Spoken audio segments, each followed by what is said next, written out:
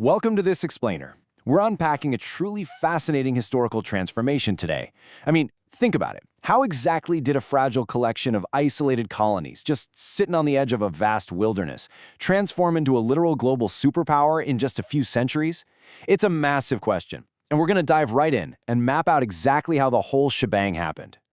We aren't just going to look at this vast history as some dry timeline of dates you might remember from a high school textbook. No, we're looking at it as a continuous, living experiment in democracy, liberty, and human conflict. It's a sprawling, deeply complex narrative, but by isolating the truly pivotal moments, we can really start to wrap our heads around the sheer scale of this journey. All right, so here's our roadmap for today. We've got 6 chapters to cover. The experiment begins, expansion and fracture, industry and empire, boom, bust, and war, Cold War to superpower, and finally, the unfinished journey. Let's get right into part 1. Chapter 1. The experiment begins, from indigenous roots to a new republic. Long before European ships ever dropped anchor here, this vast continent was already home to incredibly diverse and complex indigenous societies, like the cliff-dwelling Anasazi and the powerful Iroquois Confederacy. So fast forward to the early 1700s, right?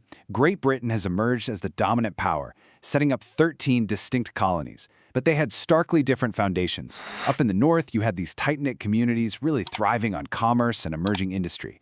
Meanwhile, down in the south, there was this massive agrarian economy, and it was built entirely on the brutal, tragic institution of African slave labor.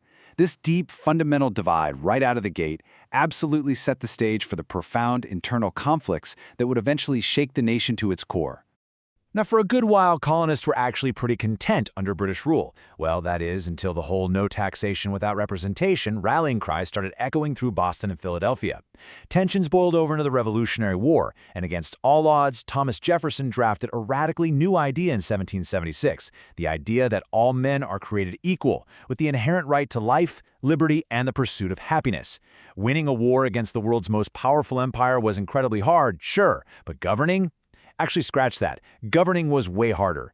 Ultimately, this pursuit of liberty led to drafting the U.S. Constitution in 1787, giving us a strong federal government and George Washington as the unanimous first president. Moving into Chapter 2, Expansion and Fracture, spanning from 1789 to 1865. The young republic is about to expand at just a staggering pace, but it's going to come at a terrible human cost. The 19th century was really defined by manifest destiny, this intense belief that Americans were literally destined to expand all the way across the continent. In 1803, President Jefferson bought the Louisiana Territory for less than 3 cents an acre. 3 cents! That instantly doubled the country's size. This relentless push west sparked things like the 1849 California Gold Rush, but man, it carried a devastating price. It directly led to the forced, deadly migration of Native Americans, like the infamous Trail of Tears.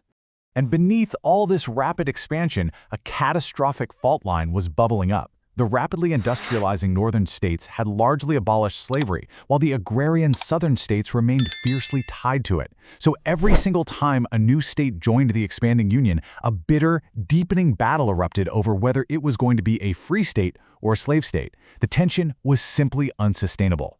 That breaking point finally arrived in 1860 when Abraham Lincoln was elected, which prompted 11 southern states to secede. The resulting Civil War remains the absolute deadliest conflict in American history. We're talking brother literally fighting brother on bloody battlefields. But by issuing the Emancipation Proclamation, Lincoln fundamentally reframes the war as a moral crusade. Ultimately, the Union emerged victorious in 1865. The nation was preserved, and slavery was forever abolished. All right, Chapter 3, Industry and Empire, covering 1865 to 1918. Following the war, the vast American continent literally began to shrink. The completion of the Transcontinental Railroad suddenly connected the Atlantic to the Pacific. It cut a super dangerous 6-month journey down to just under a week. Talk about a real game changer. And as we track through the turn of the 20th century to 1918, we see America actively stepping onto the world stage, eventually entering World War I, helping the Allies secure victory and cementing its brand new role as a major global player. Now, we call this the Gilded Age, and it was exactly that. Glittering on the outside, but rotting on the inside. While tycoons were building these massive steel and oil empires, and millions of immigrants were chasing the American dream, a really dark underbelly festered.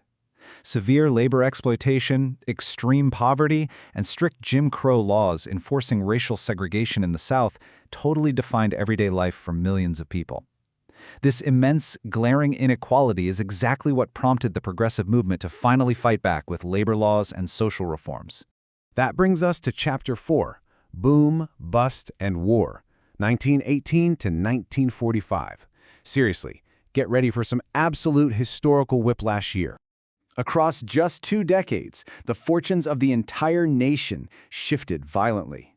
We're going to break down exactly how America went from totally unprecedented wealth to complete economic collapse and then straight into a Second World War. First up, the 1920s absolutely roared.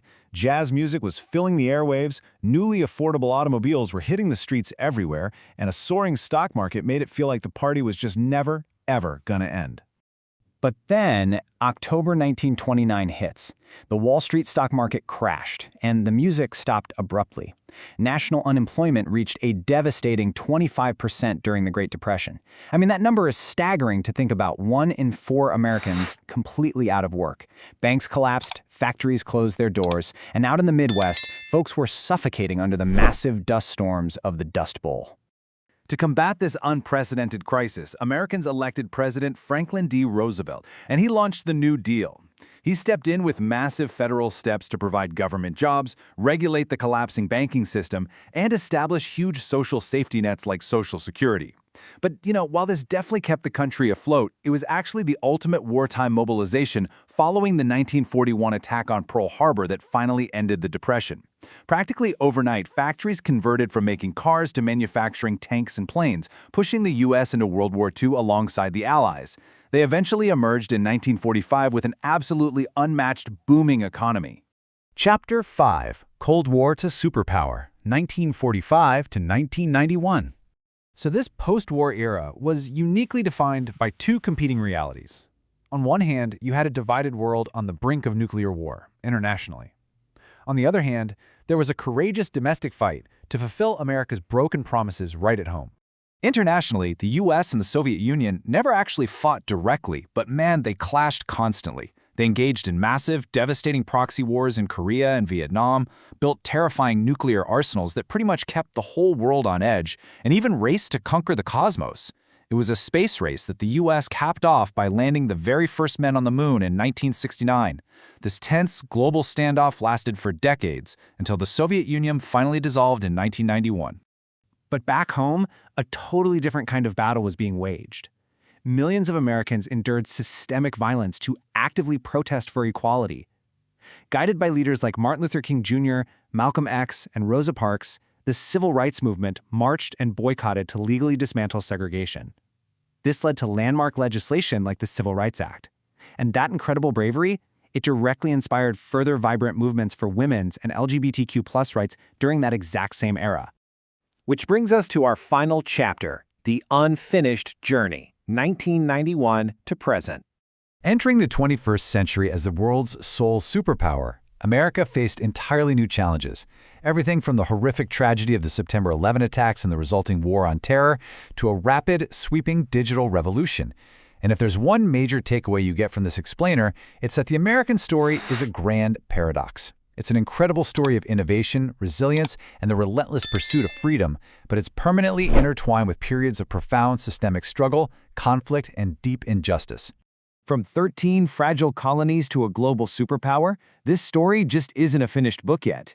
It leaves us asking, how will we all continue to shape this living, breathing experiment and finally bridge the gap between those lofty founding ideals and our everyday reality? Thanks for joining me on this explainer, and keep exploring.